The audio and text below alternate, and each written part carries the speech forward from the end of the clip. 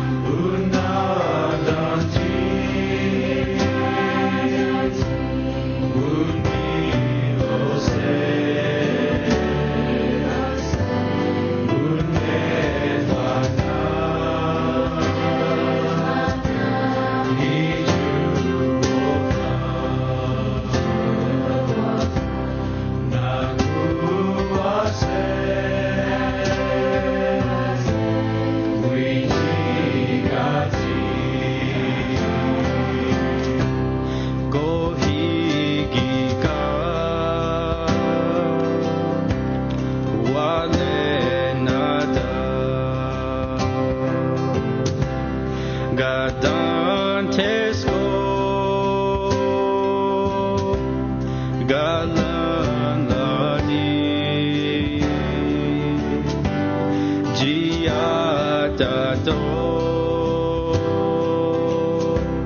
listaneho,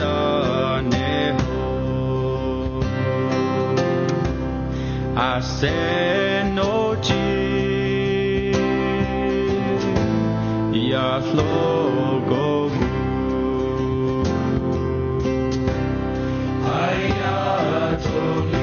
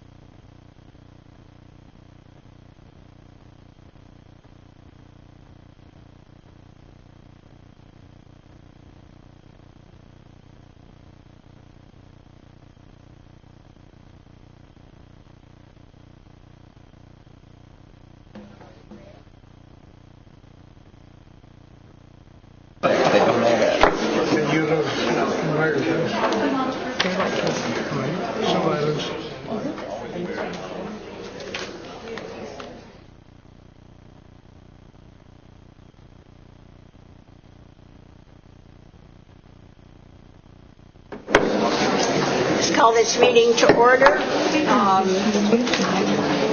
Councilman Self, would you deliver the invocation for us, please? Dear Heavenly Father, creator of all things, we come to you this evening, Lord. We just thank you for this beautiful evening. You allowed us to gather together to address the Cherokee people's business, Lord. We just thank you for these souls that are here this evening. Just pray that they have traveling grace, Lord. Just be with our people, Lord. Fill our hearts with joy and help us to be a happier and healthier people. We pray that you will be with our elders, Lord. Be with our military service, both past and present. Just guide and direct us in our decisions. In Jesus' name, amen. Britain, roll call. Bill England. Here. Bill John Baker. Here. Jack Baker. Here. Harley Buzzard. Here. Julia Coates. Here. Bradley Cobb. Honey. Joe Crittenden. Here. Jody Fishingham. Here. Meredith Braley. Here. Janelle Fulbright. Here. Don Garvin. Okay. Chuck Hoskin Jr. China Glory Jordan. Present. Curtis Snell. Here. Chris Soap. Here. David Thornton. Eric Allen Watts. Honey, We do have a quorum. we have a quorum. The next order of business is approval of the June 14 regular session minutes. So moved. Second. Moved in second to approve the minutes as written. Any discussion? All in favor, signify by saying aye. Aye. All opposed, same sign. Motion carried. Minutes stand Speaker. approved as written. So, Madam Speaker, if I may ask to amend the agenda to include several items. Thank you. I'll make a motion. You're making a motion to... Yeah, make a motion to amend the agenda. Okay. Item out of Special Rules Committee this morning and this afternoon. Item number 12 is an act amending Legislative Act 06-1, revising Title 26 of Cherokee Nation Code. Sponsors Meredith Braley. Item number 13 is a resolution authorizing and incurring indebtedness in the principal amount not to exceed $24 million regarding the Bonita Clinic. Sponsors are Bradley Cobb and Chuck Hoskin Jr.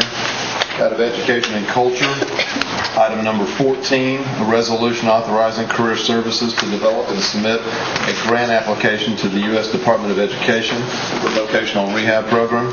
Sponsors China Glory Jordan. Item number 15 is a resolution authorizing the submission of a grant application to the Department of Health and Human Services for maternal, infant, and early childhood home visiting. It's a grant program. Sponsors Harley Buzzard. Out of resources, item number 16 is a resolution requesting the donation of surplus lumber owned by the Cherokee Nation to organizations designated by the Principal Chief. Sponsor is Bill John Baker. Item number 17, resolution authorizing the Cherokee Nation environmental programs to submit a formal grant application to the U.S. Environmental Protection Agency, development of ITEC Pesticides Management Program. Sponsors are Kara Cowan Watts and Janelle Fulbright. And item number 18 is a resolution authorizing Cherokee Nation environmental programs to submit a grant application to U.S. Environmental Protection for the development of a Cherokee Nation pesticides program. Sponsors are Kara Cowan Watts and Janelle Fulbright. Thank you, Madam Speaker. Second. I have the second. Second. Any discussion on amending the agenda? All in favor, signify by saying aye. Aye. All opposed, same sign. Motion carries. The agenda is amended to carry these items 12 through 18. Okay, next order of business is State of the Nation. Principal Chief Chad Smith.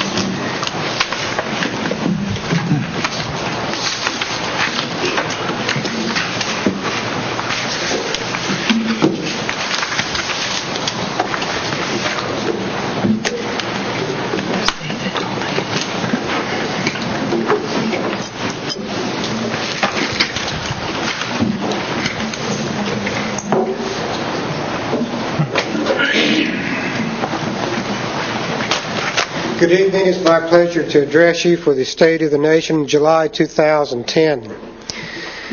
As we have in custom and practice, recognize our families and friends who are suffering this last month because of the passing of a loved one. And those that we know of at this moment is Karen Delight Thompson, Danny Walker, the husband of one of our teachers at Sequoia, James Daniel Henson, Robin Coffey, poet, James Coachman, L.A. Craig, Aaron Wade Sonny Standing Water. Are there others that the council or the public would acknowledge? Yes, Terry Burdenfeld. Yes, sir. Yes, sir. L.V. Wood. Others? I have one, Mike Ryle from Mays County. Okay. Let's take a moment of silence.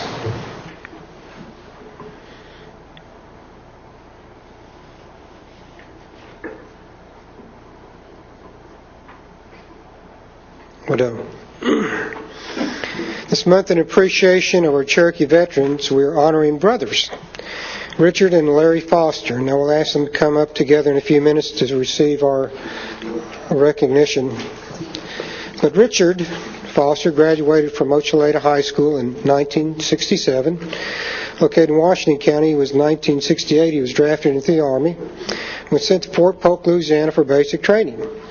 He then was assigned to the 1st Infantry Division for a tour of duty in Vietnam, where his assignment was to secure Highway 1 for supply convoys going north. His unit cleared the roads of landmines and sniper fire. After his discharge in 1970, Richard began his work career, ending up at Phillips Petroleum in 1976, where he worked for 25 years. Richard now spends his time restoring old tractors and doing reenactments of Old West events such as the Dalton Gang. He is also learning more about his Cherokee heritage and taking Cherokee language classes. Richard's brother, Larry Wayne Foster, graduated from Ochaleta High School in May of 1961, and upon graduation volunteered for the United States Air Force at the age of 17. Larry served over 20 years in several different countries, including Japan, Taiwan, Thailand, Vietnam, and Turkey. In the United States, he was stationed in Oklahoma, North Carolina, Delaware, and California. He retired as a Master Sergeant in 1981. Larry's military career created many unforgivable moments of honor for him. During the Vietnam War, he assisted with casualties and carried 26 body bags into the 5th Army mortuary. He is a lifetime member of the VFW and is active with the Washington County Cherokee Association. If y'all would come forward and let us honor you, sirs.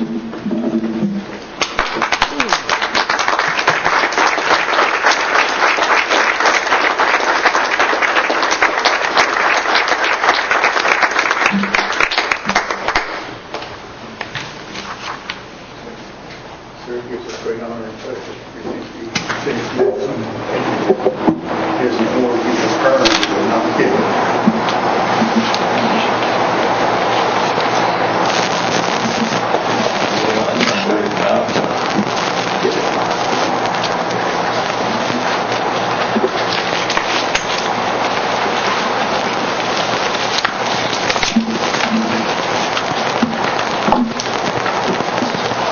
We're very proud and honored to present you with Cherokee National Membership. It is an award you have earned, and it is not given. I speak, you don't say anything,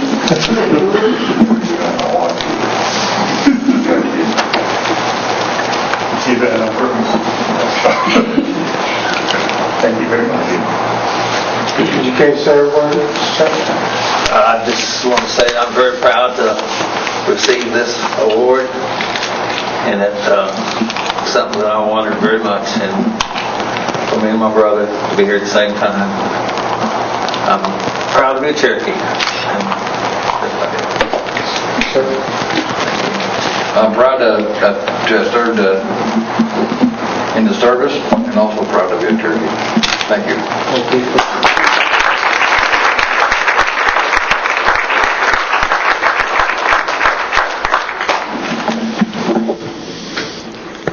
In program updates, our Career and Environmental Services partnered with the Cherokee CRC, providing dozens of jobs in the Gulf area, including cleaning the oil spill. We've had a busy month. Our Employee Appreciation Day occurred this month, and we had close to 3,000 employees and their families. We also held our third annual Day of Champions, sponsored by the Cherokee Nation Behavioral Health, and 140 participants learning life leadership lessons from some of the top collegiate coaches and former NFL players. In fact, Josh Heupel's dad, who conducted that camp. Our behavioral health program was also awarded the recipient of 2 Indian Health Service Awards, Outstanding Community Mobilization and Outstanding Implementation of Behavioral Health Integration. The latter was awarded to the program's director, B.J. Boyd, and he was one of those instrumental with the Day of Champions camp. And B.J., would you let us recognize you? Would you stand forward and let's recognize him?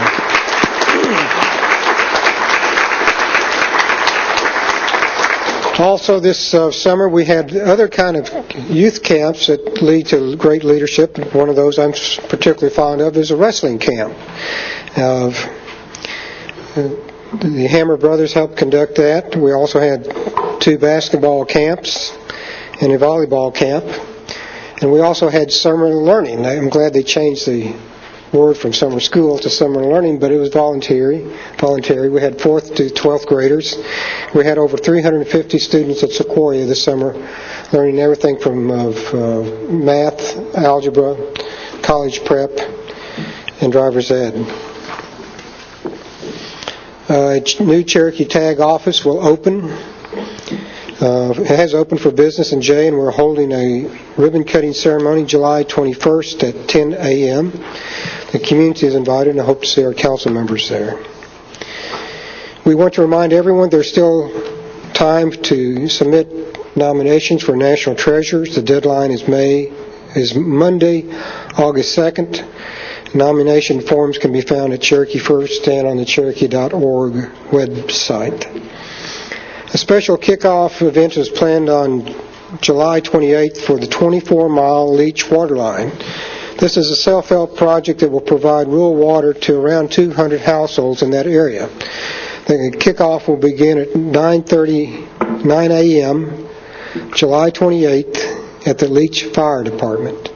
And if those of you haven't had the opportunity, it's a great Cherokee tradition of Gadugi. To come together and work for the benefit of the community. And it transforms a bunch of people that live along a rural road into a true community by getting in the ditches and digging and enjoying the company of each other, where you're actually doing something good for your fellow neighbor in your community.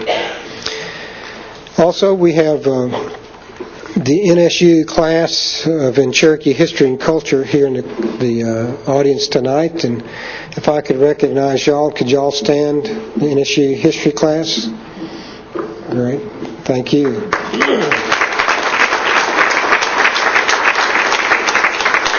And I think you actually picked a pretty good night to come, because this should be a very spirited debate over issues of really great importance. Tonight we're going to discuss districting. And systems are perfectly designed to get the result they get. And it's hard, it took a long time for me to figure that out. But what is going to be discussed tonight is how you design an electoral system to best serve the Cherokee people. And these debates have continued for about 18 months, and they're vigorous, they're well thought out of, and if there's a moment for you to observe true government at its best, I think it will be tonight. We have, you'll also see democracy at play, especially Cherokee democracy. Now, Madam Speaker, I think Cherokees and Indians discovered or formulated democracy. It comes back to the principle where you have two Cherokees, you'll have three opinions. So we'll see some of that this evening. So we're very proud that you're here. I'd like to inform our citizens that if you have not been counted in the U.S. Census, you have 2 weeks to do so. Cherokee citizens can list themselves as head of household to ensure that you're counted as a Cherokee Nation household in the census. It's not too late. Participating in the census helps you and our nation. And to be counted, if you have not been so, there's an 800 number, 866-872-6868. We can't underscore the importance of participating in the census. It not only gives the federal government a grounds to apportion and to make funding recommendations, it gives us critical data to make good decisions for the future. And last, I'd invite Jack Baker to sort of fill in the gaps of he and I and Kara and several other citizens of the Cherokee Nation have an opportunity beginning August 9th to go to Scotland. And it'll be a trip that involves no tribal funds and there's no tribal staff going. But we have the opportunity to open the Highland Games. And so it's been going to be quite interesting for us.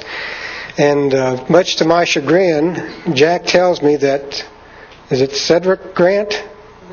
Ludwig Grant, who the games are named after. That particular, okay, you'll fix it, all right? Anyhow, he's one of my great white grandfathers, right? All right. So instead of a great Cherokee grandmother, several of us have a great white grandfather. Can you tell us about what that event's about? Yes.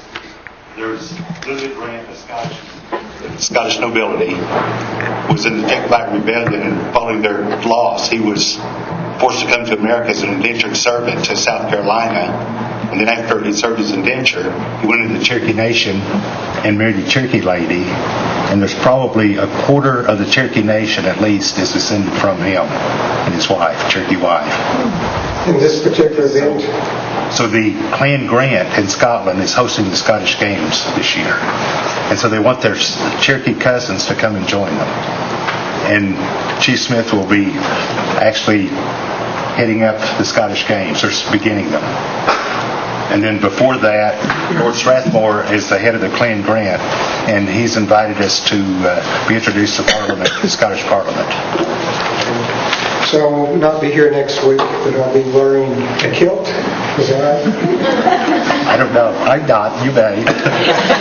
Thank you. I will be posting pictures on Facebook for anybody that's interested. Thank you very much, Madam Speaker. You finished? It's a record. You're finished? Wow, that's good. Okay, now next order of action of unfinished business. We have 2 items under unfinished business that brought back for us because they were vetoed. One is an act revising the election code providing for apportionment. The other is an act amending the comprehensive budget Mod 8. So item 1 amends the election law providing for apportionment. Mr. Baker. Yes. Due to the recent court case and the ongoing court case, as well as the legislation that was passed in Rules Committee today and will be on full council later this evening, if there's no objection from any other council members, I would like to withdraw this time. Anybody have any objection to withdrawing? Any objection? Okay, it is withdrawn, Mr. Baker. Okay, thank you. Save us more time, didn't you? Yes. Item 2 is an act amending Mod 8 of the 2010 fiscal year budget. Mr. Baker, did you? Okay, yes.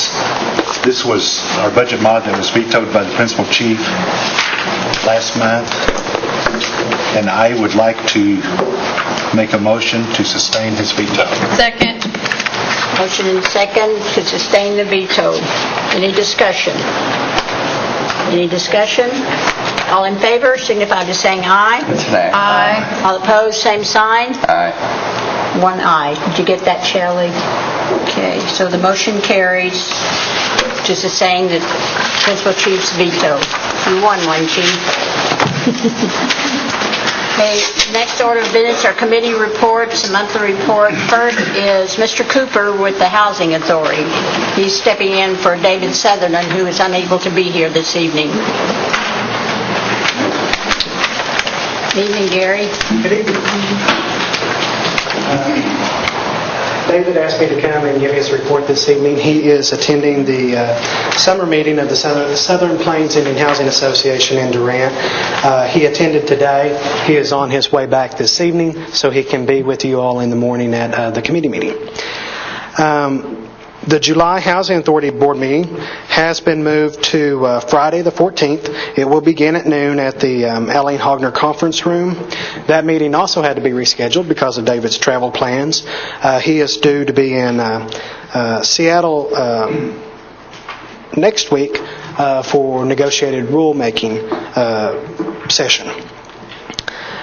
Staff continues to be busy administering the stimulus funds. The NAHASDA formula stimulus funding is 100% obligated and is over 50% spent at this time, which is pretty good considering that those funds don't have to be spent until April. Staff has been working extra hard to get all of those projects done ahead of schedule. We're proud of the effort that staff has exhibited since we received the stimulus funding. We chose only to add 2 temporary positions to help with administering those funds. Both of those employees have moved on now to other jobs within the Cherokee Nation. We utilized all of our existing employees really to do the job that needed to be done, to get everything done, all the work requests in, all the cost estimates and everything that was needed to be done so we could get these projects bid out and awarded and all of that good stuff. We've completed a portion of the road improvements using within the housing additions on the stimulus funding. The roads in Cherokee County District 2 have been completed. District 3 has completed the one road they have, and they have a little bit of money left that they can make some more improvements on. The road that really needed a lot of work, and that was in District 3, was out here behind Sequoia Schools, just west of the cultural grounds. Housing addition that was built out there a number of years ago, one of the only housing additions in the area that did not have a paved road leading into it, and that serves about 5-6 homes in there. All homes that were built with Housing Authority funds, all homes serving, Cherokee families, and because of this money that was set aside to work on those housing roads, we were able to do those small projects like that. Cherokee County District 1 has projected to start on their project by September 1st if weather permits. The city streets in Kansas, Curtis has helped us with the project up there, working with the mayor and the county commissioner to get everything in line to get the roads done within the city of Kansas that serves housing additions, again, that was built and developed years ago, and no roads have been put in those additions. And so this money that you all have helped us, the second group of money y'all helped us do to get some of these road projects done was just a little over $300,000. And we're looking at having all of those projects completed by the end of this fiscal year, which will be September 30th. I think that is all I have for this evening. If any of you all have any questions, I'll be more than happy to answer those for you. Questions or comments for Mr. Cooper? No, but thank you for being here. Next reports is Mr. Stewart. Good evening, Mr. Stewart. Good evening. It's been a good month for all of our Cherokee Nation companies. C&E improved its profit from last year by just over 5%, which is a good trend with the economy like it is. We see that as a good indicator of things to come. The grand opening of Ramona went very well, turned out to be a great facility, and has created a significant number of jobs in the area. All the rooms at West Siloam are now open, and the hotel has been well received by our guests. C&E and C&B employees packaged over 500 boxes of needed supplies for our troops in Iraq and Afghanistan, and Deputy Chief Grayson helped us with that, so we appreciate his effort there. Our employees are very active in those kinds of efforts. C&I April net income was $70,000. Year-to-date net income was just over $600,000, which are substantially up over April of last year. Our new acquisition of ITX is going very well with April net income of $94,000. ITX is using the full services of C&B, and that integration is going very well. In fact, we just received approval from the SBA of an 8A application for a new company in that area. CCRC had net income of $120,000. Their work in the Gulf, as Chief alluded to, went very well. And it's a great example of the Cherokee Nation and our businesses working together to train to create jobs. About a little over 25 people are working in Alabama, Louisiana, Mississippi, and Florida. So we're going to continue to look for those opportunities to work together. We have several acquisitions that will be reviewed by our board that we'll keep you updated on. They're in the different areas that we've talked about before: information technology, safety and security, and healthcare. The C&B credit line is at $31 million, which it's maintained that balance for a number of months. Implementation of the shared services by C&B will take additional steps over the next 90 days to integrate the consolidated group of expertise and push those down to the companies. So I think that combining that expertise is going to be great for those companies to help them succeed. So that would conclude my report. I'd be happy to answer any questions you might have. Yes, but kind of Glory Jordan. Yes, I understand we're having a problem with the sewer at Ramona. Is that correct? Well, I'm not. I know we had an issue in putting the system in that we had to have additional facilities, but we built it according to the capacity that we needed. So I'm not aware of any current problems, but I can check into that. Is the system operating now? I haven't heard that it's not, Counselor. I think I would if it was not working, but I will check into that. So we're not taking out the sewer through honey wagons and... No, yes, until the City of Ramona has completed their aspect of that infrastructure improvement, because they were unable to get the equipment on time, so we had to go through an intermediate step, and we are pumping out the tanks. We have enough tanks there, and we pump those out every several days. But that's according to code. David, would you provide me with the contract of whoever's taking that sewage out? Yes. Yes, I will. In fact, we had Cherokee Nation Environmental deeply involved in that process, and it was all approved by them and EPA. So what it is just a lack of hookup with the city that's going to provide the sewer service? Yes. And how long do you anticipate that? I think it's about 60 days. They were waiting on the piece of equipment, so we built a system to handle it until then. But as far as I know, it's going well, but I'll check on it. Questions or comments? Thank you, Dave. Okay, thank you. Appreciate it. There being no old business, we move on to new business, and the first first 6 items were approved in Community Services Committee. 1 deals with the Housing Preservation Grant, and 5 of them deal with certain housing plans to HUD. And those are by Mr. Buzzard, and if there be no objection, I'd ask him to present those in toto. Yes, I would. We've had a long discussion with these in committee, so I think we're fairly familiar with them, but just for the audience, the first one is a resolution to submit a preservation grant to HUD from the HIP program. It would be match fund for the HIP program. And 2, 3, 4, and 5, and 6 is a roll-up from the 2005, 6, 7, and 8 Indian Housing Plan. And that's also the resolution includes approving the 2011 housing plan. I move for the approval. Second. Moved in second. Discussion? Any discussion? All in favor signify by saying aye. Aye. All opposed, same sign. Motion carried. Good. Mr. Baker. The Out of Rules Committee is a resolution that confirms the nomination of J. Calhoun to the Cherokee Nation Education Corporation Board. Ms. Julia Coates. Yes, this is a resolution to confirm J. Calhoun as a board member of the Cherokee Nation Education Corporation. As we know, Mr. Calhoun currently directs strategic investments for Cherokee Nation businesses, and so his expertise will be integral to managing the trusts and other funds of the Cherokee Nation Education Corporation, and I would move for his approval. Second. You've been second. Any discussion? All in favor signify by saying aye. Aye. All opposed, same sign. Motion carries. He's here. Mr. Calhoun, are you present? Oh, would you like to say a few words? Thank you. That's very few.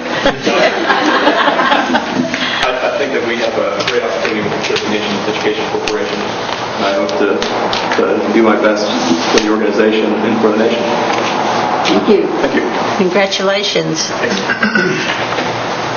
Item 8 is a resolution recognizing Oklahoma University student Caleb Bushyhead. Dr. Cobb. Thank you, Madam Speaker. An opportunity to recognize a Cherokee citizen that had some national television exposure. Caleb Bushyhead is a Cherokee citizen. He is a student at the University of Oklahoma. He is a member of the University of Oklahoma baseball team that was recently in the World Series. He is the only Sooner to play in all the 2010 season games, and he leads the team of starts against South Carolina in the World Series. He was 2 for 3 with a home run and RBI, which was a pretty big deal at the time. I would like to recognize Caleb Bushyhead and his integral role in advancing the Sooners to the winners bracket of the College World Series, and I would move for approval. I will second. Moved in second. Any discussion? All in favor signify by saying aye. Aye. All opposed, same sign. Motion carries. Item 9 is an amendment to the Workers' Compensation Act. Mr. Catbaker. Yes. This act increases the benefits for workers' comp. It also gives a limit on time for filing of claims. There's changes in definitions, such as the employer means the Cherokee Nation regardless of where the entities are located or where the employees are located, within or without the territorial limits of the Cherokee Nation. And I make a motion that we approve it. Second. Moved in second. You want that? By acclamation, By acclamation. All in favor? Yes. I just had I had a chance to review it again, and I just want to make sure, because I do seem to get phone calls on workers' compensation at times, and I wanted to make sure that while he was listening that Mr. Stewart made sure that Human Resources at all our companies push this out, because it's a pretty significant change to limit that long-term reporting ability to the 2 years when some injuries may not present themselves until later. And I think our citizens need to be clear on that, or the folks we employ. So what is your request? Just that he do a thorough job of educating our employees throughout our businesses, and I guess at the government too. Chief Smith, that would have to be pushed out, because that is a significant change. Thank you, Madam Speaker. Mr. Stewart, did you have a comment? No, I just recognize and acknowledge her request. Okay. Any other discussion? All in favor signify by saying aye. Aye. All opposed, same sign. Motion carries. And out of Executive and Finance Committee, we have a resolution that authorized Career Services to develop a 3-year plan on certain program activities. Mr. Baker. Yes, this is a resolution asking Career Services to do a 3-year plan that is required by the grant, and I put it in the form of a motion. Second. Moved in second. Discussion. All in favor signify by saying aye. Aye. All opposed, same sign. Motion carries. Item 11 is an amendment covering Mod 9 of the 2010 Comprehensive Budget. Mr. Baker. Yes, thank you, Madam Speaker. This mod reports grants received of $2,628,000, which includes a $2 million grant from the Department of Transportation for the NICAT North Road project. Overall, it increases the budget authority by over $9,370,000, which includes environmental health service of $425,000 and capital projects fund for the Salina Dental Clinic of $3 million, the Hastings Warehouse $4,199,000, and the Hastings Physical Therapy expansion of $1,742,000, bringing our total budget authority to over $648 million. I make a motion that it be approved by acclamation. Second. Moved in second. Any further discussion? All in favor signify by saying aye. Aye. All opposed, same sign. Motion carries. Okay. Moving on down to the items that were included in amending the agenda. Out of special rules today, we have an act that amends the election law, adding provisions for apportionment. After much friendly and professional and respectful deliberation, which would finally come up with an act that provides for apportionment or redistricting. And if you'll bear with me, I will read these amendments that were proposed and passed in committee. Commencing with the 2011 election, there shall be five voting districts within the jurisdictional boundaries of the Cherokee Nation, as identified by the map, attached map, the 5-district map. Item 2 is, item 5B is commencing with the 2011 election. There shall be 3 council seats for each of the 5 districts within the jurisdictional boundaries. Item 5C is the candidates might file for only 1 seat and must receive a majority of votes cast for that seat. Qualified voters within each district may vote for a candidate for each of the district's 3 seats. 5D, the executive branch shall prepare a plan and budget for FY 2010-2011 to assist the state of Oklahoma counties within the boundaries of the Cherokee Nation to complete 911 enhanced address location. Item 5E is the executive branch shall prepare a plan and budget for FY 2010-2011 to determine the last known address and or current address for every tribal citizen registered within the Cherokee Nation by December 1, 2011. And finally, item 5F, the legislative branch shall determine apportionment and districting for the 2013 tribal elections based on the improved registration citizenship data determined by December 1, 2011 deadlines, and that should be done by August 1, 2012. Those are the major amendments to the election law. Second. Moved to second. Now discussion. Yes, Mr. Baker. Madam Speaker, there's much discussion today on 15 districts, and one of the reasons for not approving 15 districts was because 5 of the districts in the map we had were more than a 10% deviation, including one at 19% and one at 15.75%. Now, the 5-district deviation, or the maps that were approved in committee today, one of the 5 districts has a 22.88% deviation, another one has 12.89% deviation, another one just over 10% deviation. So 9 of the 15 districts in the map that was approved in committee exceed the 10% deviation that we were attempting to strive for. So I would like to make a motion that we substitute the language to 15 districts and substitute the map that I'm passing out now. Second. Point of order. Yes, I believe 15 districts was tabled in committee today, it was. and my understanding is it has to be brought off the table in committee, or two-thirds of the people here have to vote to amend. Is that correct? That's correct. So two-thirds takes at least 10? Of those present tonight, yes. So I just want to make sure that is our understanding. It takes 10 to pass this motion. That's right. For this to even be considered. That's right. Otherwise, we take it up at committee at some other time when it's brought off the table. Yes, ma'am. Point of information. Yes, Ms. Caln-Watts? Not to challenge you, Madam Speaker, but I would like to hear the opinion of our attorney because I see it differently. You're trying to say he knows more than the speaker? I would never... Never, Madam Speaker, never. Madam Speaker, Robert's Rule of Order dictates that and our rules of procedure dictates that a matter pass through committee before it's brought to the full rules.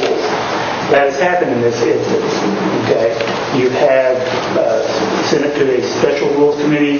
It has been deliberated and passed out, and you properly amended the agenda tonight to consider that. Now, on the floor here, this act can be amended in any shape or fashion. So it would take just a majority vote to substitute language from the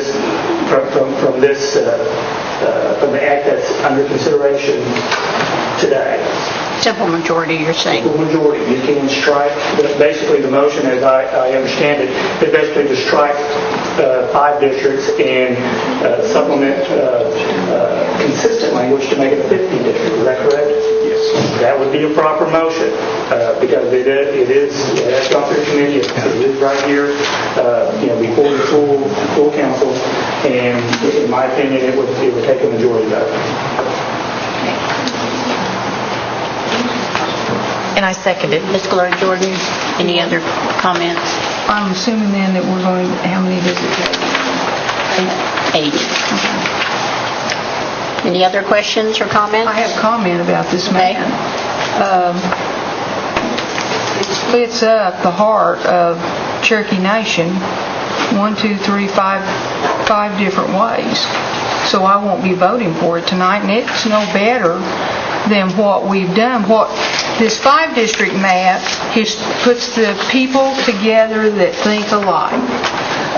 That's what we worked on today, and that's one of the reasons that you can deviate from the 10%. Here we still have at least 4 districts, 5 districts. We have at least 5 districts that are going to be deviating from the 10%, and we're just all over the board on how we're going to split these counties up.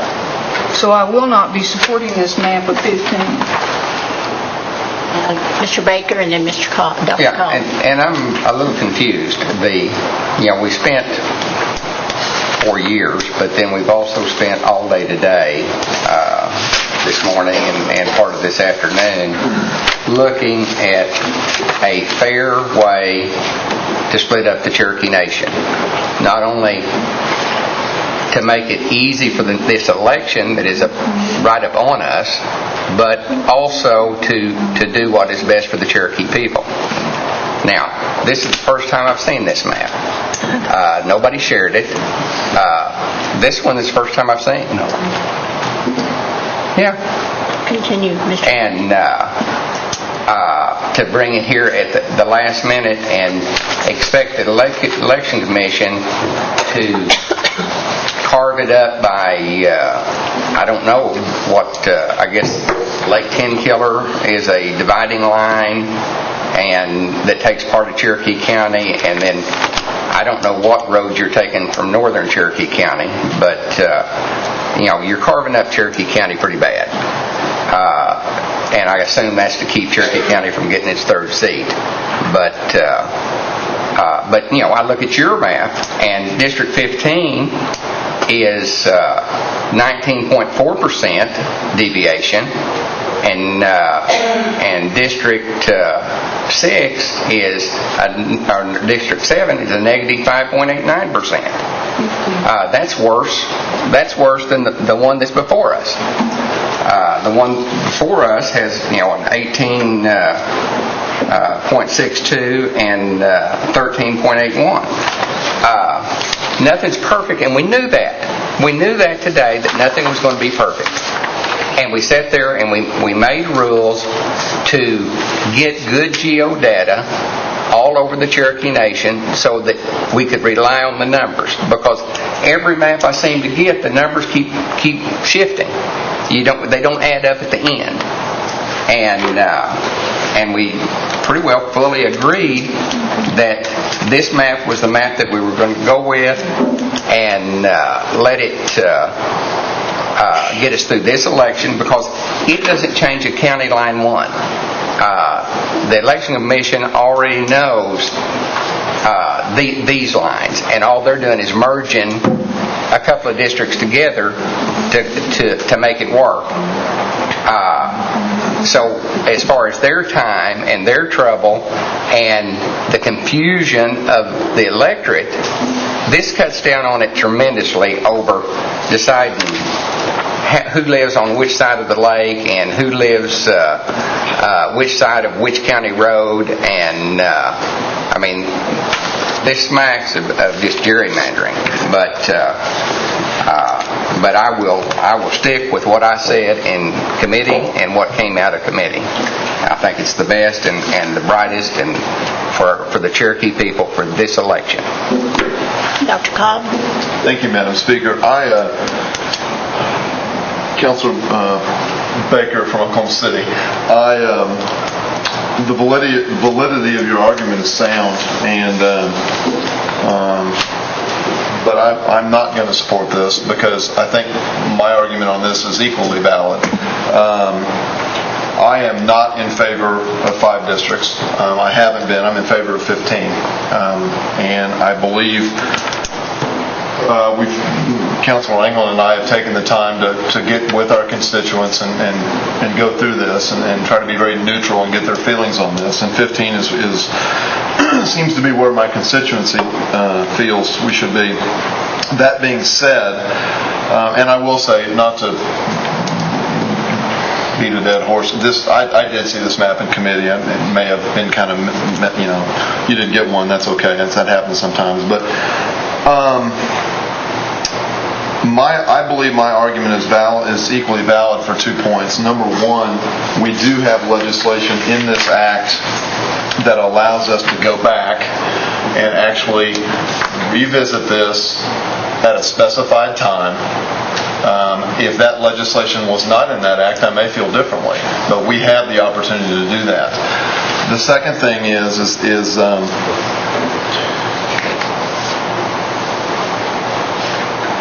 I am concerned that without action tonight, that we are leaving this in the hands of the courts. And I really don't think that's where this needs to be. That is why, coming out of committee, this was the best option available, and I'm going to stick with that. It's not that I'm necessarily opposed to your map. 15 districts is what I feel needs to happen. But right now, based on the fact that we have legislation that allows us to go back and revisit this, and based on my concern that the court is going to decide this, if we pass this 15, I would respectfully ask that everyone consider to pass this 5-district map that we passed out of committee today. Thank you, Madam Speaker. Jack Baker. I just want to clarify that the map was passed out in committee today, and our attorney actually put it on the screen at one point. So this is not a new map that no one has seen before. Thank you. Ms. Fishing Hawk? I have problems looking at the map that Jack just passed out because I've added up Ottawa, Adair County, and Delaware, and I come up with 27,000, and then I go back to this other map and it shows that we're only supposed to have 24,000. The numbers are bouncing around everywhere. They still are. I, much like Brad, am not a fan of 5 districts, but I think we have come to a conclusion that that may be the best thing we do until we get better information. I was glad the chief and Chuck Hoskins was able to come to an agreement and put a sunset, or you don't want to call it a sunset clause, but a deadline in there. I do believe, I need to remind everybody, the chief, I asked him point blank in committee, what are you going to do if we pass 15? And he said, I'm going to veto it. I don't know how much clearer he can get, folks. He's going to veto it. And even if we had time to override it, he told you the courts probably won't accept it. We all agreed that. All the attorneys in the rooms agreed that they wouldn't accept the 15 map. So I don't understand why we keep going down that road when we have been told it's not going to work. So I am going to support a 5-district map, and I know I was one of them that did not want a 5-district map, but I think I'm trying to make the best of a situation. And Meredith, Chuck asked me to read something. Okay. Madam Speaker, it is with much regret that I cannot attend tonight's council meeting in person to express my views on the issue of redistricting. The resolution of this issue is, in my opinion, acceptable in view of what is practical under the circumstances. Before today, I believe that there was no circumstances under which I could support 5 districts. I hate to let the perfect be the enemy of the good.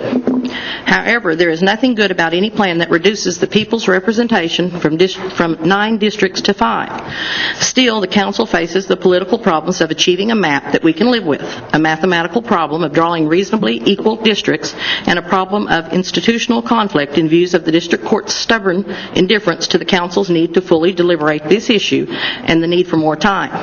All of that compelled the council to act today in committee to approve 5 districts. Reducing representation to 5 districts in the long run will do injury to the council as an institution and does not serve the best interest of the people. It will leave the smallest communities behind in terms of representation, and they will be drowned out politically by the more populous areas. It makes elections expensive.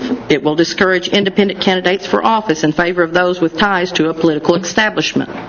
It will result in a council that has less of an incentive to serve the smallest communities in which they live and more likely to yield to the wishes of whoever serves in the office of the principal chief. Having said that, the current legislation is only acceptable to me because it will lead to the demise of the 5-district plan by 2012, at which time we can more precisely draw what I hope will be a map consisting of no less than 19, but ideally 15 council districts using precise population data. Thank you, Madam Speaker. Thank you, Ms. Fishing-Hawk. Are you finished? Is that all you had? Ms. Calm-Watts? Thank you, Madam Speaker. If it wasn't for the clear voice that my constituents expressed, I wouldn't take this one last opportunity to try to keep a smaller, cohesive community tie with 15 individual districts so that they continue to get the attention that they deserve as Cherokee people, which is much different than the single large district we used to have, where the majority of council people were elected from 1 or 2 places and didn't represent those communities and their interests and partner with the layers of government that we have to work with in order to better our Cherokee communities. So I'm thankful that that Jack Baker has brought this forward for one last look. Because given the wide disparity in the 5 districts that's being presented, why not put this in front of the judge tomorrow? Because it is no worse. In fact, it's better, given the constitutional ruling that the judge gave that it needs to be within plus or minus 10%. The other 5-district map violates that greatly with a 22.5% variation in the district where Rogers County would reside. So ultimately, I will vote for the package, but I want to give this 15 districts an opportunity, and I think there's even another solution before we're done with this legislation. Thank you, Madam Speaker. Ms. Lori Jordan? Well, I would just like to point out that it's been said that this passed out of committee, this 15 districts. No, he said it was shown in committee. My understanding is nothing passed out of the district, out of the committee except this 5-district map. That's correct. that is on our amended agenda. I just want to make sure I... It was passed out in committee. Not passed out in committee, but passed out in the committee. Handed out. Okay, just so there's no misunderstanding, it was not approved by the committee this morning that we worked 5 hours on this, and we've worked 3 years on this. And if we were really going to give this validity, it should have been fully discussed and vetted in committee today, instead of being brought in here at the last minute and let's go through and hash this out again. I think we've done the best with what we have. I would love a 15-district map, but this is not the 15-district map that any of us gave serious consideration to this morning. This 5-district map is, in my opinion, the best we're going to come up with until we get these 5 things done. These 5 things have dates on them, they have deadlines, and within the next 2 years, this will be completed and we will be able to go back and look at the 15-district map in a whole different light. No one said we were going to be stuck with 5 districts forever, but it's the best that we can do under the circumstances, and it's the best that's going to pass muster of both the executive branch and the court system. And we need to be realistic about it. I said that this morning. We live in the real world. While we may not like this, we live in the real world. We've got deadlines. We're not going to get this done if we don't pass this one by July 31st. We're just going to be back in court, and we're going to be here next February or March and still waiting for a decision that's going to be popped on us a day or two before the election. Nobody's going to even know where we should have been working all that time. This gives us a chance to get over into some other counties. All of us have had to take additional land. I really am kind of looking forward to that. I think that we've got fresh ideas. We'll go in those counties and maybe the people will be happy with us. I think it needs to be given a chance. When it left committee this afternoon, as I recall, everybody voted for it except maybe 4 people. Now, what has happened between 2 o'clock and now that all of a sudden we're seeing all kinds of maps floating around again? We had 300 maps this morning, guys. Are we going to go back and look at all 300 of them again? Because the court is not going to give us another extension. If he was going to give us an extension, he would have stayed that deadline a week ago when we all went back to court then. And I really don't blame him. We've had 3.5 years. It's time to get this done, and we need to move on to some other pressing concerns of the nation. Any other comments? Yes, Mr. Miller. I'm going to support the 15-district map, and I'll tell you why. If the audience or the other Cherokee people that take a look at the 5-district map, they would see districts that are 100 miles in length. Now, you take 3 people, how are they going to represent those people? Now, with the 15-district map, we're individualizing those districts up there, and as a person out there, if I'm voting for somebody, I'd like to know that person. And how are you going to know somebody that lives 100 miles from you if they get voted that way? So the other thing is, when we were talking about the 5-district map this morning, the deviation was really a critical issue. But when Councilor Baker pointed out that the deviation with the 15-district map was even better than the 5-district map, nothing was said about it. So, we're talking about people's lives out here and talking about representing people. I feel like that if you look at some of these districts maps with the 5, you're going to see councilors traveling 100 to 150 miles trying to take care of their constituents. The other thing that I'd like to say is, if you look at the population where they're gathered, I'm from a district up there that needs representatives. There are people out there that needs housing, that need water lines. We live in a district that don't have the water lines up there. If you look at some of the other districts that are well populated, a lot of those are urban districts. They got the population there. And I'm asking this council to at least give us a chance in those rural areas to go ahead and have equal representation out there. So I'll be supporting the 15 districts. Thank you. Any other questions, comments? Call for question. Question's been called. Want to restate your motion? The motion is to substitute the 5 districts for the 15 districts according to the map that was passed out. All minds clear. So if we vote yes, that's to use the Support the 15 map. 15. No is to stay with the 5. Yes, ma'am. Any other questions? Okay, this is an roll call. Jody Fishing-Hawk, No. Meredith Riley, No.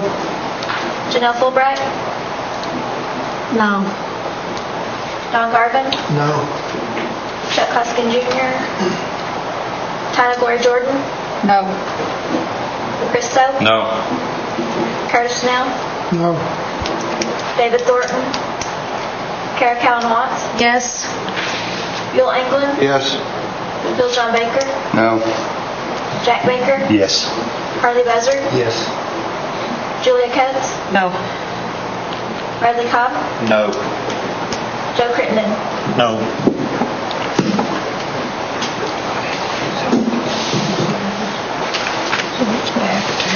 We have 4 yes and 11 no. Yes and 11 no. The motion fails. Madam Speaker. Good try, Mr. Thank you. Baker.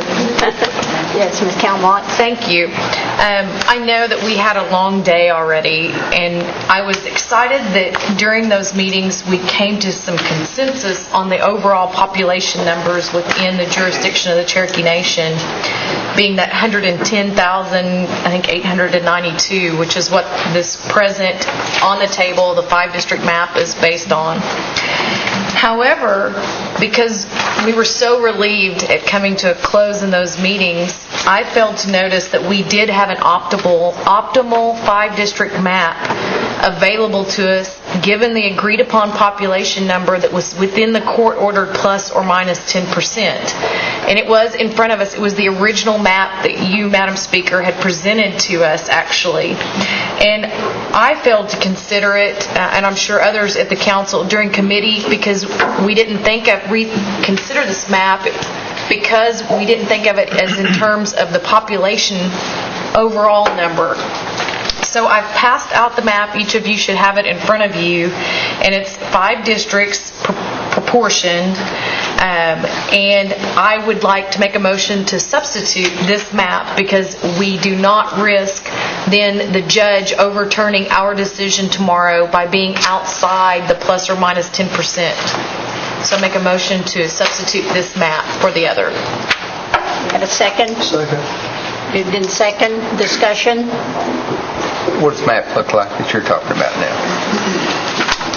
I don't have a copy of it. I passed it around. You should have a copy of it. And it's the same one we've looked at. It was in your book, I believe. Not too long ago.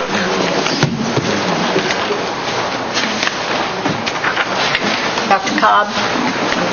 Yes, ma'am. Thank you, Madam Speaker. I will not be supporting this. This was actually one step down on the maps that as far as choices. In the map that Councilor McCown Watts is proposing, while it is true the apportionment is more in line with the deviation, I think it should be pointed out clearly that our own council representative, attorney basically said that it can be reasonably argued at a reasonably successful rate, however you want to, I don't want to put words in your mouth, that the map that was passed out of committee actually has Washington, Northern Tulsa, and Rogers County in one district. That is the district that is throwing the deviation off because of the count of citizens. The map that Councilor Calvin Watts, which is a 5-district map, is proposing, actually puts Northern Tulsa County and Rogers in one district, moves Washington with Nowata, Craig, and Mays. And I believe Northern Ottawa. No, it does not include Northern on yours. Okay. Or Ottawa County. The problem I have with that is several-fold, and I'll give you a couple of reasons. Veneta has some population. I do not know the population of Veneta on the top of my head, but the fact remains that Washington County, especially Bartlesville, has more. I can't speak for Mays, but I can tell you regarding Nowatt and Craig County, my concern is that we are pushing our elections into a situation where you have to have a lot of money to win an election. And I think that leaves a lot of people off the table that could be good elected officials. My concern is that you're going to see a skewed representation to population centers, in this case, Washington County. And a pointed case of that is if you are a state representative, you're running for state representative, and you live in Bartlesville, it is highly conceivable and has happened that you really don't even have to campaign in Nowata County. Nowata County is heavily Democrat. Washington County is not. The population is in Bartlesville. I don't think that's good representation. I think that the lesser of the two evils is to put Washington, Rogers, and Northern Tulsa County together if you're going to stay with the 5-district map. I don't think it's good representation. I think as Councilor Hoskin probably pointed out in his letter that Councilor Fishinghawk read, it is entirely likely, in my opinion, that small towns and smaller communities are going to get left out of the representation table. And Councilor Hoskin and I are at completely opposite ends of the spectrum on American politics, and I ought to tell you something when the two of us are agreeing on this. So I'm really concerned that you're skewing the counties with population here, and you're not going to be represented in these small towns. And so I will not be supporting this. If you're going to go with a 5-district map, I will support Washington being with Northern Tulsa and Rogers County. Thank you, Madam Speaker. Thank you. Ms. Fishinghawk?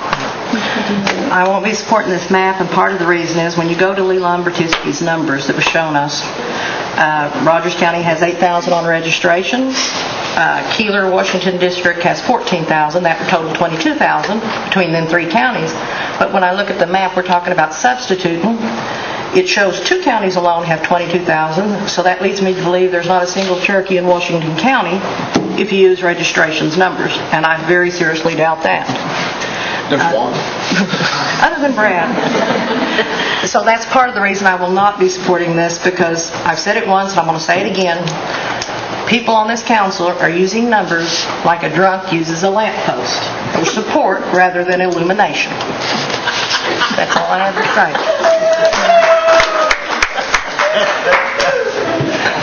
Any other questions or comments? Oh, I'm sorry. Thank you. I'm sure this discussion's been enlightening for so many people. So I think cost of elections is already past that point when we couldn't agree on 15 separate individual districts. When we go to 5, we've already increased the cost of elections. So I think that argument is moot because it's going to be large regardless of which 5-district map is decided. The size of the districts is already larger than what any of us, I think, ideally our goal is for our Cherokee people. The majority of us have agreed that it was supposed to be one person, one vote, one council person. And thus we agreed on this great legislation where I was able to write up the stuff that drives us into the next election for better districting and apportionment. But we know, and it's been clear that the judge has said that if we give him a map within plus or minus 10% of what the ideal population is, that we know it will be accepted and we can move forward in preparation for the 2011 elections. That is clear. So, although we thought we had it resolved in these committee meetings today, once I had an opportunity to sit down again with all the maps that were in front of us, and yes, there was a large number, and that's a lot of information to digest at one time. Even after I've been fighting this fight for 7 years. I don't know where everybody else has been. But this has been on my agenda for 7, and I believe my Councilman Garvin's for like 9. So we know we have a for sure path forward that the judge will agree on if we adopt this map, which is the same data as the other map. We simply make sure that the 5 districts are appropriately apportioned for proper representation. And if Rogers and Tulsa takes on Washington County, we are out of, by 22.5%, we're off. So we need 4 council people, I guess, in that district. If we make it that, if we just make it somehow convenient for the people that are already there. We know that, and I will be at the judge's office tomorrow with this map to show that we had the ability to adequately apportion given the data everyone agreed on, and will be there to challenge this decision if we go with such a drastically different map that's off by plus 22.5%. So reasonable, although it may be reasonable, leaves risk. It guarantees that we are at risk for the work we completed today not being ratified by the judge who's refereeing all of us. So I would appreciate that we go back to the original map that was presented that has appropriate representation for Cherokees based on actual population data. I don't know what everyone else is looking at because that data hasn't been vetted, but this has. And I would appreciate consideration of what we know the judge will approve in this map today. Thank you, Madam Speaker. Thank you. Mr. Baker? Yeah, and Madam Chairman, the truth is we don't have good numbers. We've looked at 300 maps, and an example, the vetted map that the kind counselor from Claremore talks about being vetted and perfect shows Cherokee County with Wagner County as District 1 with 21,379 people.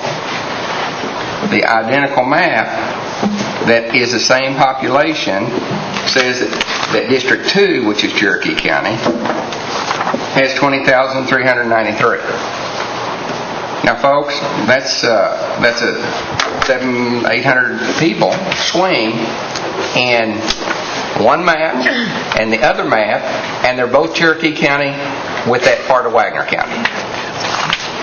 And the only reason I'm only picking 2 is those are the only ones that are identical. The new map shows District 2, which is Sequoia and Muskogee County, and it's showing 19,554. But on the map we passed out of committee, District 1, which was Sequoia County with Muskogee, is showing 20,393. Well, I mean, if you jockey a few numbers around, then the numbers get closer. But these are the same maps, the same counties, the same borders. And I'm just saying that we don't know what the numbers are. And, you know, the chief has been gracious enough to say that he will put in the budget money to help these counties finish their 911 so that we can go person by person and put them where they belong instead of proportionment and zip codes and knowing you're going to count to 5,000 people that live outside the Cherokee Nation, even though that goes against the Constitution.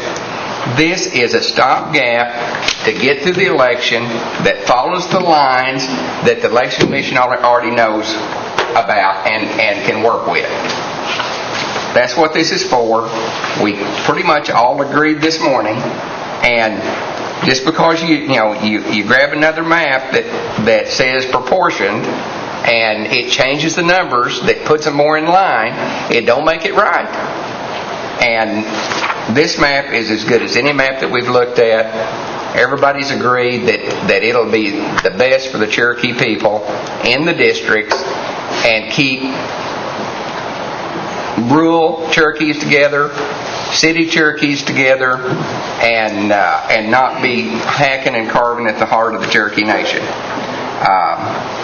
I think that the map that came out of committee is the map we need to stay with, and then diligently work when we get the right numbers so that it's not proportioned and zip coded, and we can pinpoint where the people live, and then right's right. Once you know what the numbers are, it ought to work. But with all these 300 maps with every one of them different sets of numbers, folks, nobody knows what's going on. The judge was confused and everybody else. Thank you. Yes, Mr. Crittenden. Thank you, Madam Speaker.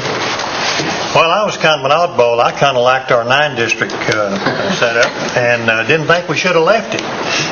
But we did, and we sashayed down the road, and I didn't like the 5-district map either. In fact, I voted against it. But I don't like stuff getting sprung on us with like just happened, and especially when we're not sure of the numbers. I don't like the extra mileage involved. Harley mentioned that a while ago, and this map here even makes our district longer. I think Delaware and Adair County are similar, and lots of good people up there, and I'll do my very best if that's what we wind up with to represent those folks. I would like to take a little more time and drill down on some of those maps, the 15-district one to be certain of, but we didn't seem to have that luxury. So what came out of committee is what I'm going to support. But I got a suggestion. While the administration was talking about working on 911 with counties, helping registration get good addresses, I'd like to suggest that we also help registration catch up with applications for membership. We've got a backlog that's a year and a half or 2 years old, and there's no telling how many 100 or 1,000 folks that are waiting for their membership in our tribe. And I think we need to get on that quick. And that's just a comment. Thank you, Madam Speaker. Thank you, Mr. Crittenden. Mr. Garvin? Yes, thank you, Madam Speaker.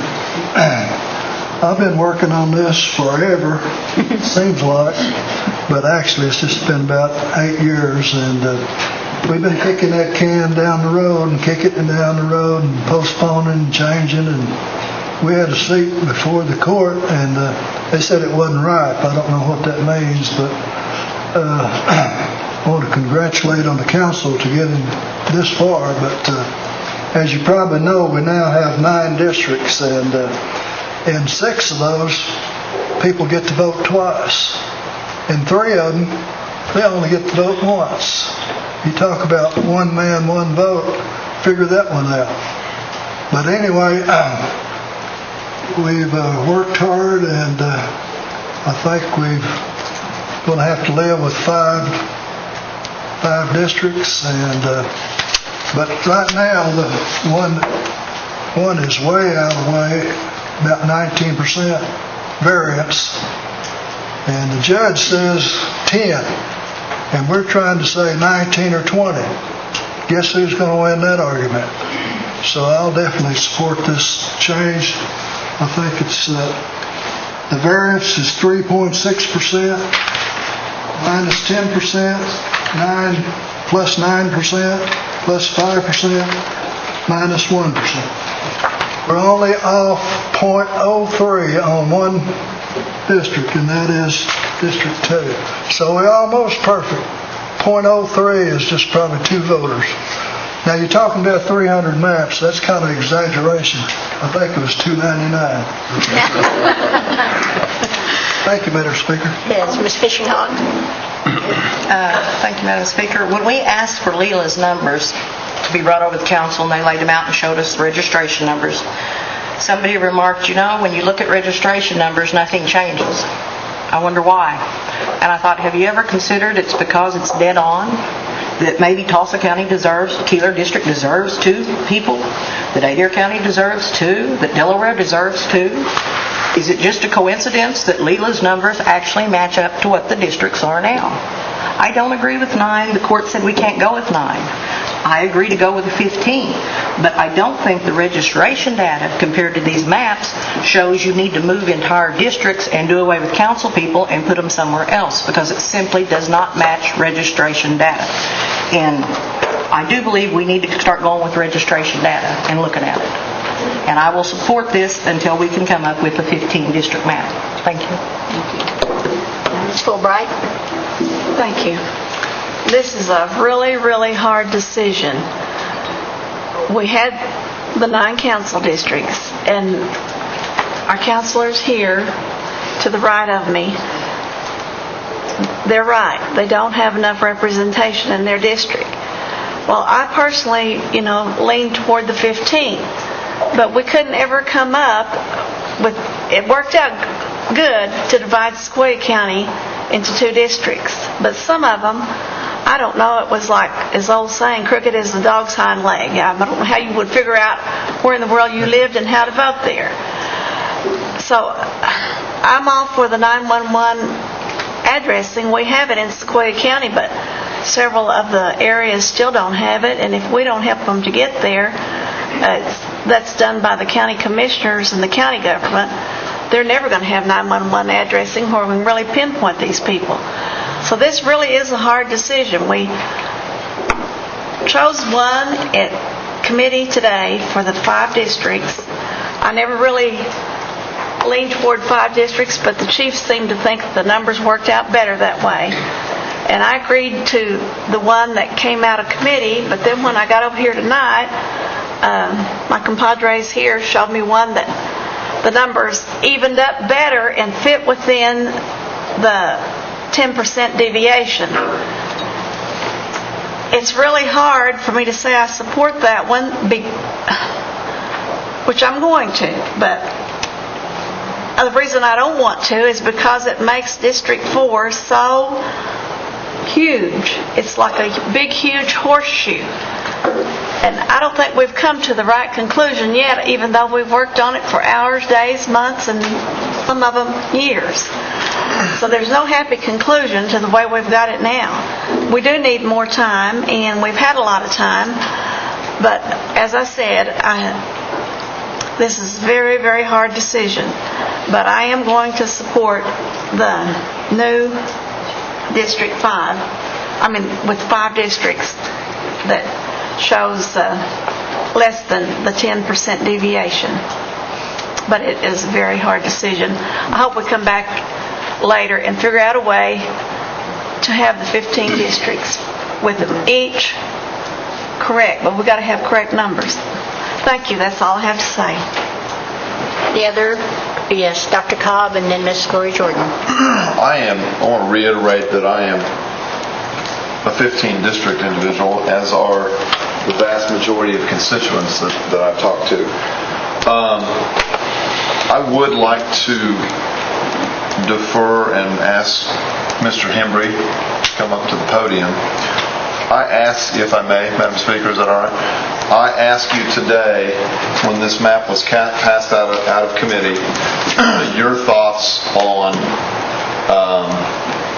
what the conversation would be with the judge about the deviation. And you had a good statement on that. I'd like you to reiterate that, please. Thank you, Councilman Cobb. I know you've heard this before, but just to enlighten the audience and those on the web, is that the 10% variance rule comes from United States Supreme Court cases that deal with districting and apportionment. It is not a bright line rule. It's not a hard and fast rule. What the decisions say is that if you deviate more than 10%, then basically the burden comes on to you to justify why you've done that. And if there are legitimate state reasons, legitimate state interest or tribal interest, that would dictate or would justify that variance, then courts would approve that type of variance. Here you have a situation in which the map that is passed out of committee was, and I believe the debate was more to the fact is that let's keep urban and let's keep rural. Now obviously Mays, Nowata, Craig, Ottawa are more rural counties than Washington with Bartlesville, Tulsa with Tulsa, Rogers with Claremore. Okay, and Catoosa now. Those are, those interests coincide, urban interests coincide, as Mr. Buzzard, correctly stated. You don't have to worry about water lines in urban areas. You do have to worry about water lines in rural area. I grew up in Greasy, Oklahoma, South Greasy, Oklahoma. We didn't have water lines until I was a sophomore in high school. We didn't have phones until I was a junior in high school. Those are interests, and that's why you would want to try to keep those type of interests collective. Now, is there variances? Absolutely, there's variances. There was variances in the 15 district maps that was passed out of 1408. I argued to the court that those variances were justified for the same reasons that you or anyone or the council, if this were to pass, would defend. The same logic would coincide, basically. Compromises are never easy. This is, and no one comes away completely satisfied in a compromise. This is a situation in which, and I will echo your thoughts. I've argued for 9 districts all the way along, but if we're going to have 5, let's at least have, you would want to have 5 that had collective interest, and what passed out of committee seemed to satisfy the committee members in the executive branch in that regard. I will not be supporting this new map primarily because I feel like the constituents that live inside the boundaries of Nowata and Craig County will not be represented fairly. And I believe that Washington County's interests and the things that are important to Washington County residents for the most part are different. An example of that is, as Mr. Buzzard has pointed out several times, they need roads. You've heard people need water lines. You talk to constituents where I live, the number one thing that I get is scholarships. Those are about as far apart as you can get. So I will not be supporting that. I think you're doing a disservice to the citizens that live in the boundaries of Craig and Nowata County. Thank you, Madam Speaker. Any other questions or comments? Yes, Ms. Calm-Watt. Thank you, Madam Speaker. I understood that argument today in context where I didn't know where we could reach an ideal state under the judge's orders. If we didn't have numbers that got so close to what was mandated by the courts, I think that argument would have been reasonable in front of the courts, possibly, especially if we were all in agreement.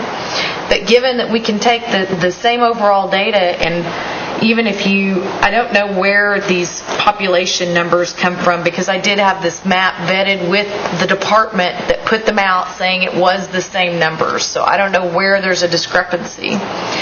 But this body, the courts, and the Election Commission have yet to determine one set of numbers other than the 122,000, which this is not. And that's what the courts mandated, was the 122,000, so we deviate from that, giving no justification and no real set of reasons or principles on how the data was evaluated and determined to be the population of the jurisdiction for the Cherokee Nation citizens residing in the jurisdiction of the tribe. So we can move forward and take all this work that I know all of us have put in, some of us longer, and risk that the judge overturns it and draws it any which way that judge sees fit. Or we can make the right decision now that the data has been put in front of us that shows we can meet the judge's orders of plus or minus 10% and not risk the judicial branch drawing these lines for us. Yes, we would all like to have our own council person per town. That's how it used to be. We would all like to have 3 council people per county. There's all sorts of ways we would probably like to have this. This is probably not ideal for me or anybody else on this body, no matter how they felt about 15, 1, 5, 9, or 50. But we have guidelines in front of us that have been given to us by the court, a plus or minus 10%. After the meeting adjourned, I was able to discover that we had the right decision in front of us, and we had the opportunity to rectify us before we go to the judge tomorrow with a status update and do the right thing per the judge's guidelines and not risk having the judicial branch draw the lines for us. So I'd appreciate the support for this data that shows we can meet the judge's criteria. Thank you, Madam Speaker. Ms. Lori Jordan? Well, Todd took most of the comments that I was going to make. I would like to state that I was in court about a week ago when the judge stayed his order to certain items. One of the stayed items was the number. He said he took the 122,000 number before because he wanted to be all-inclusive, but he now realizes that there was a question about that number, that was never the number that was discussed before the tribal council. The tribal council and the election board had considered 102 and 110. So we're well within what the judge told us in court that day in using the 110 number. The judge was very explicit that there are exceptions, which Todd has pointed out, that there are exceptions to the plus or minus 10%. One of those exceptions is just the thing that's happening here. If you put Washington County and Tulsa County and Rogers County together, you're putting like-thinking people together. These are all city, urban, type situations. If you make this change to this new map, you've now took District 4 to 1, 2, 3, 4, 5 counties. You've taken them from 4 counties to 5 counties. We had nobody that was 5 counties.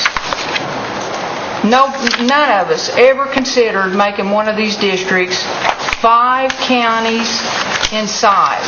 And that's what we're thinking about doing tonight by adopting this new map. The most that anyone had was 2 or 3, with District 4 having already taken the most, which was, I believe, 4 counties. It just doesn't make any... I mean, you're taking that top end and you're just blowing it up. And with all due respect to our counselor from Rogers County, she keeps saying she's going to go to court tomorrow, she's going to go to court tomorrow. None of us are going to court tomorrow.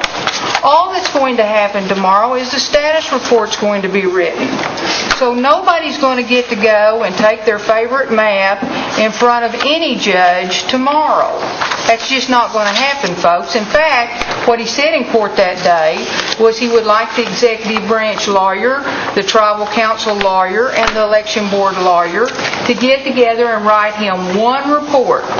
I never heard anything about anybody getting to go to court and taking all their little favorite maps and making new arguments. That is just not what he said. I was there. I don't remember Kara being there. I think she might have been on the telephone and probably didn't hear half of what was said because she's... Well, let me back up here because I'm going to get point of order called on me.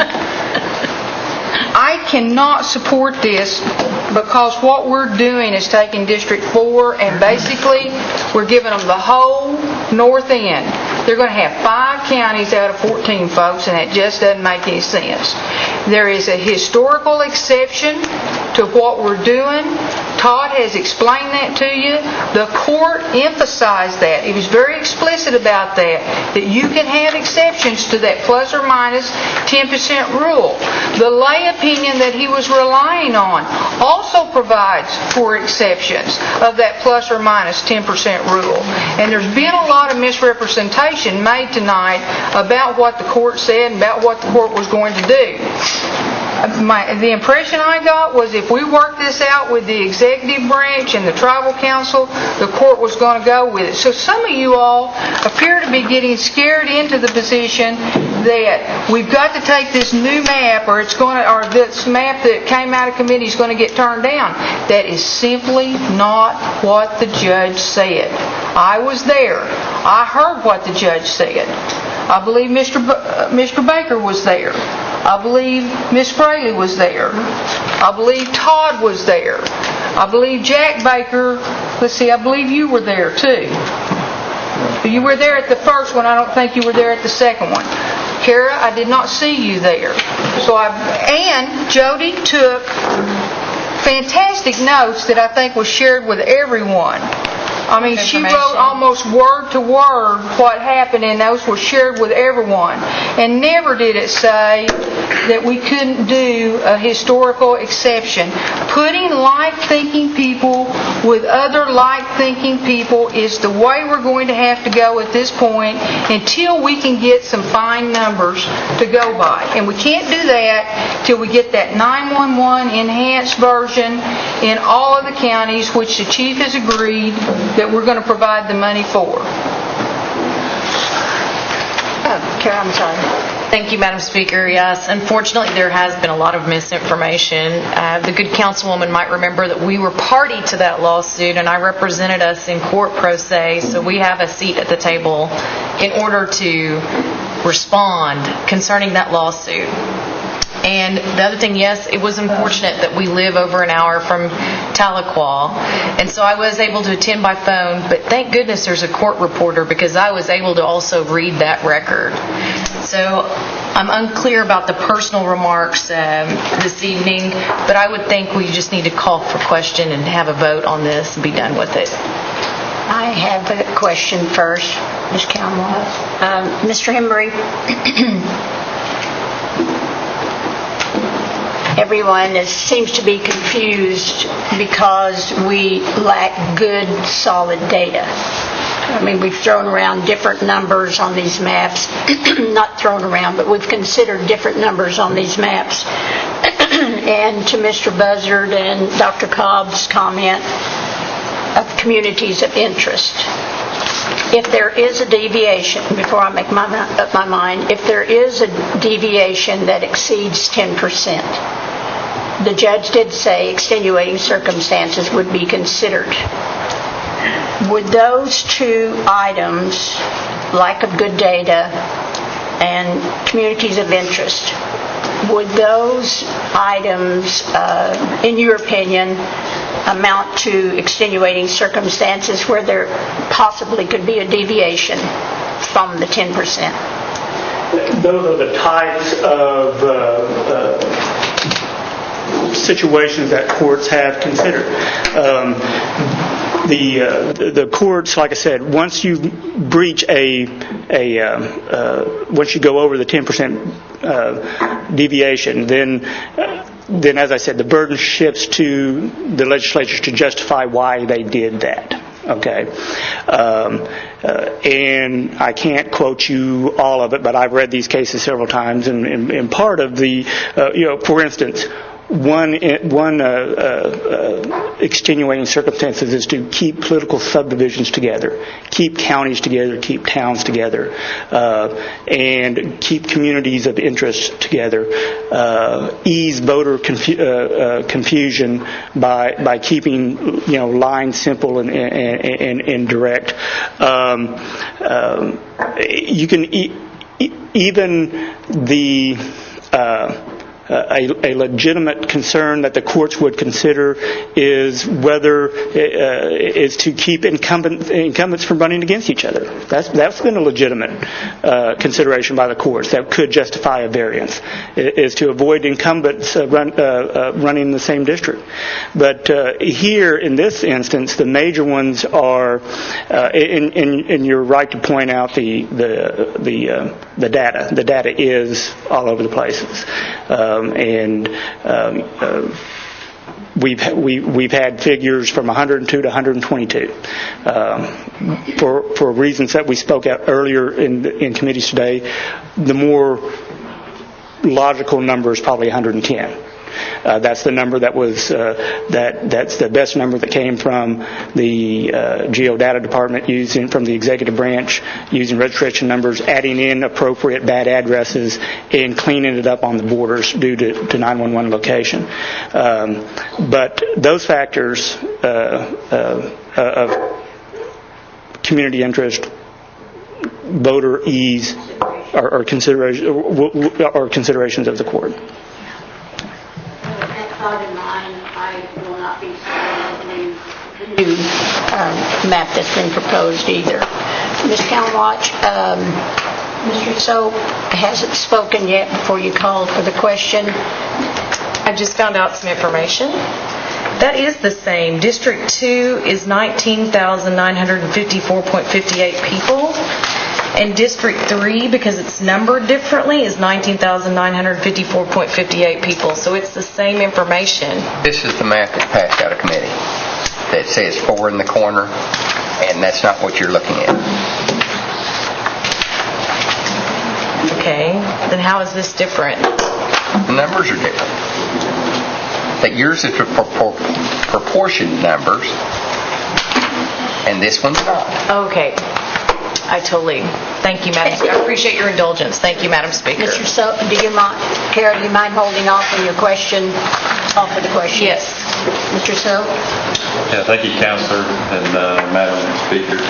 I just wanted to say that I believe that while we keep saying this is a new map, it's actually the map that was included by the chief and administration in the original legislation. So we keep saying it's a new map, but actually it comes out in our packet, so we have plenty of time to study it and review the statistics behind it and everything.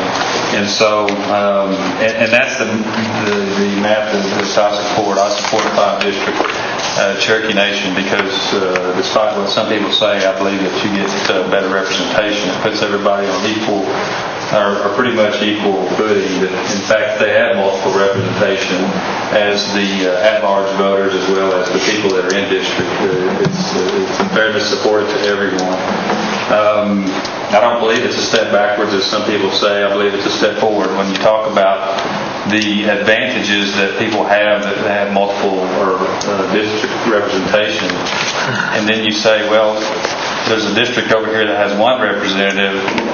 We want to take the whole Cherokee Nation and put them back to that, you might refer to it as a disadvantaged state, and I don't believe in that. I believe the whole nation should be at the most advantageous state afforded to all citizens at large or in the nation. Again, I don't believe this is a new map, a new map. It was in our package. We get plenty of time to study these. The other thing is that while I agree with the new map originally, or the old map, as I'm going to say, the map that is accompanying the legislation, Councilor Cobb made some pretty good points, and so that's why I support the map that includes Washington County with Rogers County and Tulsa County. I believe that during the committee meetings he made some very good points, and so that persuaded me to support his map that kind of best provides an advantage to the people there in that particular county. And so we'll not be supporting this original map that was supported and provided to us by administration, but I will be supportive of the 5 districts for the Cherokee Nation. Thank you, Speaker. Yes. Okay, the question has been called. Madam Speaker, a point of clarification. On the new map we're voting on, where does Ottawa County fall? Where's Ottawa County? The reason I'm asking, Councilor Jordan had pointed out with Delaware.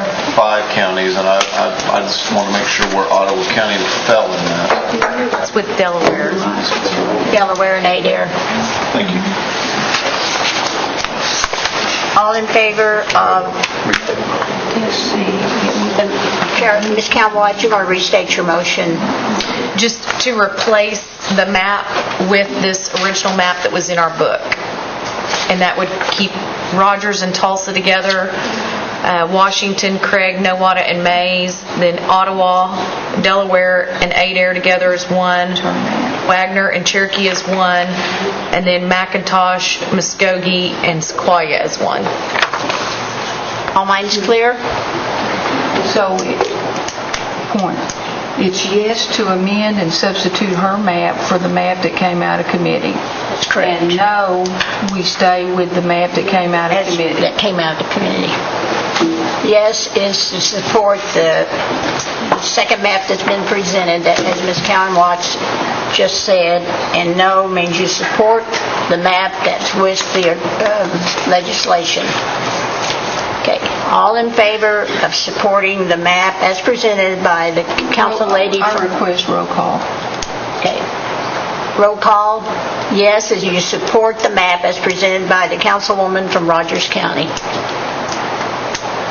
Harley Buzzard? Yes. Julia Coates? Yes. Bradley Cobb? No. Joe Crittenden?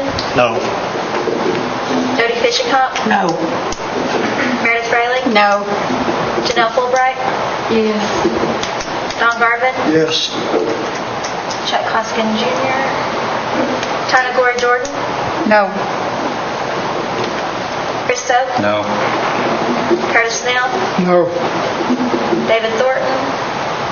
Kara Cowan Watts? Yes. Bill England? No. Bill John Baker? No. Jack Baker? Yes.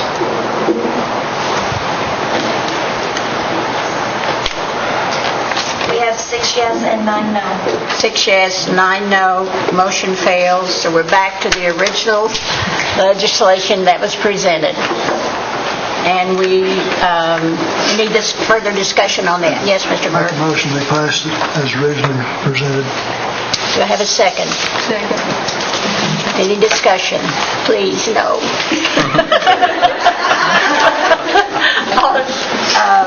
This is an act, so roll call, please.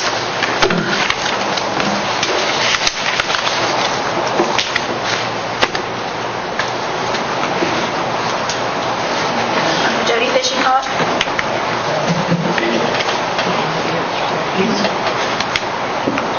Yes. Yes.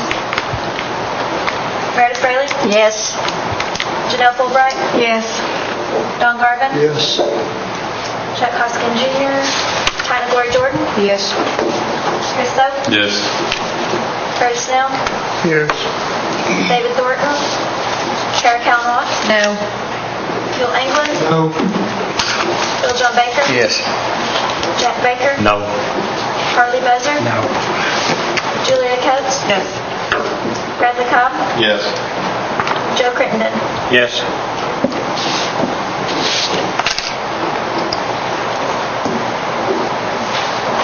We have 11 yes and 4 no. 11 yes, 4 no, motion carries.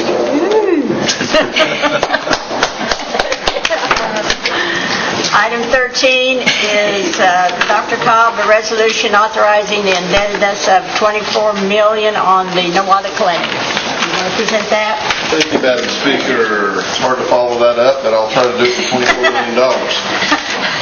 This is actually regarding the Bonita Clinic, and on page 2, essentially what this does is pretty standard operating procedure in a negotiation.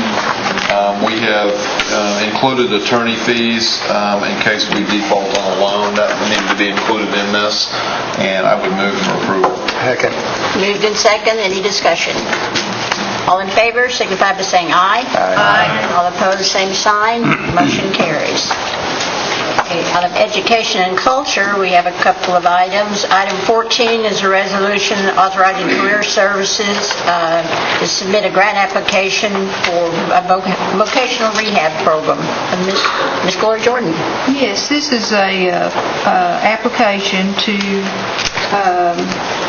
attempt to get a grant for $550,000 per year for 5 years. It will be for our vocational rehabilitation program, and it does have a 10% match. And I would move for its approval. Second. Moved in second. Any discussion? All in favor signify by saying aye. Aye. All opposed, same sign. Motion carries. Okay, and item 15 is a resolution authorizing a grant application for Children and Families Office of Family Assistance. Mr. Buzzard. Yes, this is for the administration for the Children and Families Offices, the Family Assistance, Child Care Bureau for Problem Maternal, Infants and Early Childhood Home Visitation Grant Program, and this is just for a resolution to submit the grant. I move for its approval. Second. Moved in second. Discussion. All in favor signify by saying aye. Aye. All opposed, same sign. Motion carries. Okay, out of resources, we have a resolution requesting the donation of surplus lumber owned by the Cherokee Nation to organizations designated by the principal chief. Mr. Bill John Baker. Yes, this is a resolution that we had some lumber that we were going to destroy, and that has been saved, and the programs are going to use a good deal of it for projects other than building homes. But there still will be some lumber left, and this resolution authorizes the chief to donate it, because he can't just give away tribal property unless there's a resolution. So this gives them the authorization, so when they get down to what the programs can't use, at least it can be utilized as firewood, or folks can cut up smaller pieces, but it gives administration that authority. I put that in the form of a motion. Moved in second. Discussion? Yes, Ms. Count. Just a quick comment. Chief Smith, it's been a long day. Chief Smith is not in the room, but I just wish you would extend my appreciation to him on his very candid email letter that was very direct about how he would handle what was left of the situation, and letting us know how it was brought to his attention, and that how he would remedy this going forward with policy and procedure changes internally. I appreciate him taking such quick ownership for it. Thank you. Ms. Fulbright? Yes, this was something that I'm sure a lot of the council people, as well as myself, were flooded with calls of concern last Thursday morning from employees, rank and file, all up and down the line.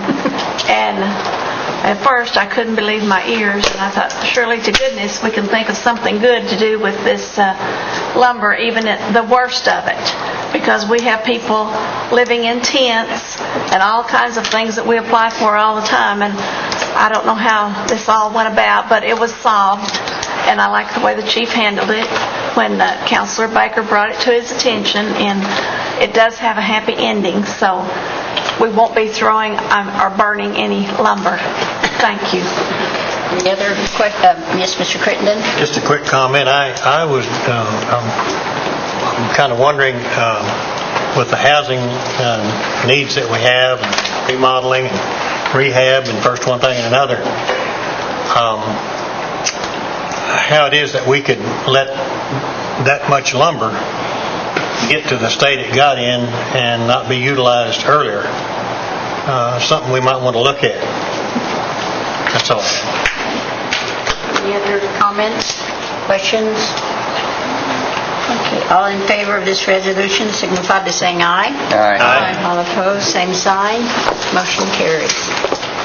Item 17 is a resolution authorizing the Cherokee Nation Environmental Programs to submit a grant application for ITEC Pesticide Management Program. Ms. Count. Thank you, Madam Speaker. If you would be so kind, I'd like to do both items 17 and 18. They're both pesticide grants for the EPA. Janelle Fulbright and I are co-sponsors, and we'd like to present those in toto. So we make that motion. I'd be happy for you to do that. Make that motion to approve both tonight. Moved in second. Discussion. All in favor signify by saying aye. Aye. All opposed, same sign. Both resolutions passed in toto. Okay. All right. Now we're down to announcements. Anyone have an announcement?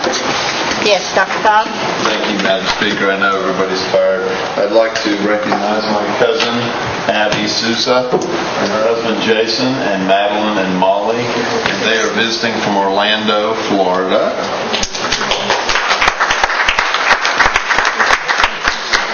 Tell on Madeline real quick. We have a small little amusement park in Bartlesville. It's called Kitty Park. And it's been there since 1947, and it's real small rides, and tickets are 25 cents. And did I mention they're from Orlando, where the mouse lives? And Madeline walked into the park and said, "This is the best amusement park in the world." But she kind of went back on that the next day. Thank you. Any other announcements? I'd like to recognize the chairman of the Cherokee Nation Education Corporation Board, Mrs. Ballinger. Thank you for being here and for bringing in your new members. I entertain a motion to adjourn. So moved. Second. All in favor, signify by saying aye. Aye. Nobody opposes. I want to allow it.